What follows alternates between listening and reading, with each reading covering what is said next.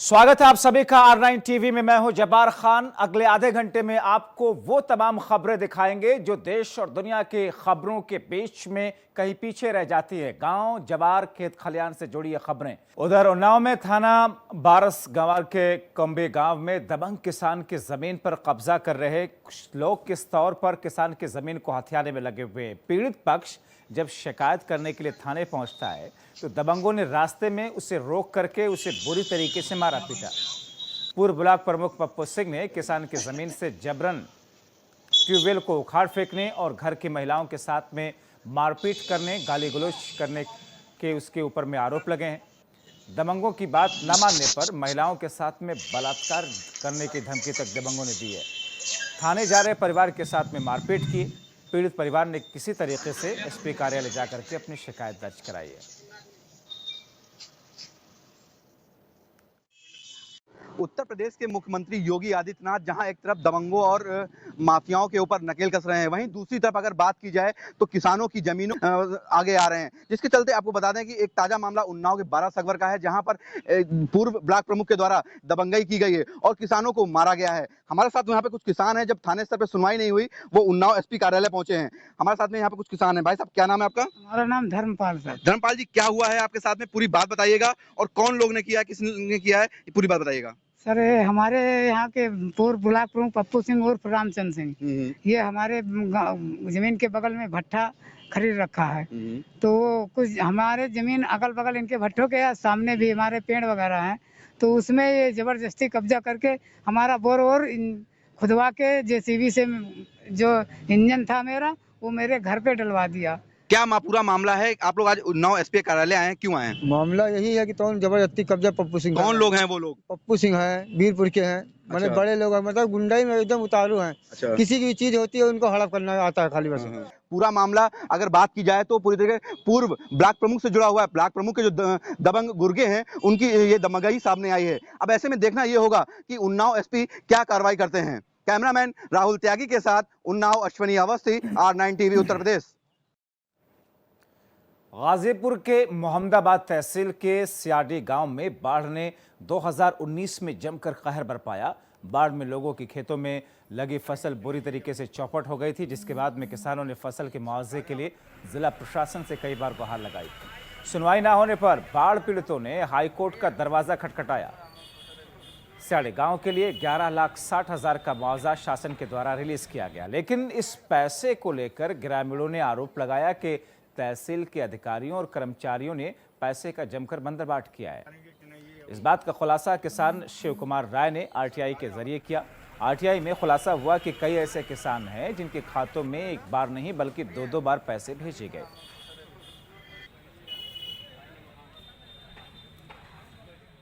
ये जो आपने प्रकरण बताया है, ये इसको दिखवा लेता हूँ कि अगर कहीं पे किसी व्यक्ति के साथ किसी कारण से अगर कोई इंजस्टिस हो गया होगा तो उसमें हम कार्रवाई करेंगे और उसमें सुनिश्चित कराएंगे कि अगर किसी को उसका कोई वाजिब हक बनता है और नहीं मिला तो मिलेगा। तो किस तरीके से ये बंदरबाट हुआ, रुख अपने सहयोगी की तरफ कर लेते हैं। आलोक त्रिपाठी हमारे सहयोगी इस वक्त जुड़ेंगे और उनसे समझने की कोशिश करते हैं, क्योंकि जिस तरीके से ये पूरा बंदरबाट हुआ है, अब इस पूरे मामले में कार्रवाइयां कब से शुरू होंगी? आलोक, आवाज आ रही है आपको? बिल्कुल जब्बार जी। आलोक, जिस तरीके से पूरा बंदरबाट किया गया है, कई सारे ऐसे किसान हैं जिनके खातों में कई बार पैसे गए हैं, कई सारे ऐसे किसान हैं जिनको पैसे मिल ही नहीं पाए। इस वक्त तक कोई तफ्तीश हो सकी, कोई मामला सामने आ सका, इस पर संज्ञान लिया गया? मैं बता दूं कि ये मामला जो है मोहम्मदाबाद तहसील के सियाड़ी गांव का है, जहाँ पे 2019 में मगई नदी में बाढ़ आई थी और सारे किसानों की फसल जो है डूब गई, बर्बाद हुआ था। इसके बाद ग्रामीणों ने देखा है, जिला अधिकारी, हालांकि उसकी पूरी जांच की गई थी, जांच करके मुआवजे का जो है प्रावधान बनाया गया था, शासन को भेजा गया था, जिसपे शासन द्वारा जो है पैसे भेजे गए थे।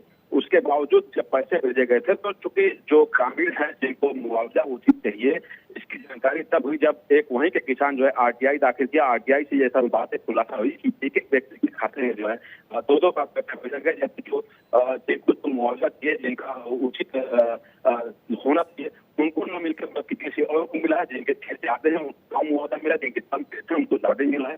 तरह की शिकायतें जो है आरटीआई के माध्यम से इसका खुलासा हुआ, जिसकी शिकायत जो है जिलाधिकारी को किसानों ने उस गाँव के दिए हैं और उसके बाद जानकारी जब जिला अधिकारी के पास पहुंची, हालांकि इस मामले में मुआवजे को लेकर हाईकोर्ट तक भी वहाँ के किसान पहुंचे थे, क्योंकि इसको मुआवजा आपसे कुछ नहीं मिला है। हालांकि हाईकोर्ट ने भी इसका संज्ञान लिया था। फिर उसके जब यह मामला फिर जिला अधिकारी के पास पहुंचा, जिला अधिकारी ने कहा कि तो हाईकोर्ट जब मामला किसी का संज्ञान लेता है। चलिए आलोक, बहुत शुक्रिया इन तमाम जानकारी के लिए। तो अब तत्परता के साथ में कार्रवाइयों की बात भी की जा रही है। उम्मीद करते हैं कि इस बंदर बाट के जिम्मेदार लोगों के खिलाफ में ऐसी कार्रवाई हो जो कि एक नज़ीर बन सके। और आगे बढ़ते हैं। मोहम्मदाबाद तहसील के गंगा के तटवर्ती गांव समेरा में वर्षों पहले कटान शुरू हुई। गंगा कटान की वजह से करीब 500 से ज़्यादा लोगों के घर गंगा में कटान की भेंट चढ़ गए। गंगा कटान की वजह से बेघर हुए लोग आज भी दूसरी जगह कटान के मजबूर हैं। अधिकतर लोग आज भी प्राथमिक विद्यालय समेरा और आसपास के जगहों के साथ ही मोहम्मदाबाद प्राथमिक विद्यालय और सड़क किनारे झोपड़ी डालकर रहने को मजबूर हैं। लोगों को विस्थापित करने के लिए शासन ने साल 2013 में 2.15 करोड़ रुपयों की जमीन खरीदी, लेकिन जमीन को लेकर ग्रामीण आरोप लगा रहे हैं कि जहां जमीन खरीदी गई वो बाढ़ प्रभावित इलाका है, वहां हर साल बाढ़ का पानी आता है। तो ये एक स्थिति है, किस तरीके से पहले कटान की वजह से लोग दूसरी जगह विस्थापित होते हैं, झोपड़ी में रहते हैं, उसके बाद में जब प्रशासन से पैसे मिलते हैं सरकार से, जो ज़मीन खरीदी जाती है वो उसी जगह दोबारा से खरीदी जाती है जहां पर बाढ़ का तांडव रहता है।